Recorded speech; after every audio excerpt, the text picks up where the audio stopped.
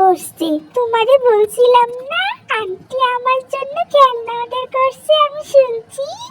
ওই দেখো কত কত জিনিস আনছে, ফ্রেশ খাবার, তারপরে কাঠুরে ফিশ, তারপরে দোলনা, বই, সব কিছু আনছে, ব্লগ, সব কিছু আছে। আমরা দুজন একসাথে খাবো আর খেলবো।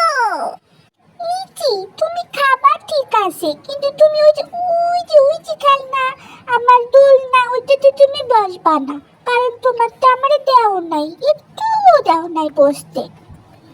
কি হয়েছে, তুমি আমারটাতে বসবা, আমি তোমারটাতে বসবো, অনেক মজা হবে। কি হয়েছে?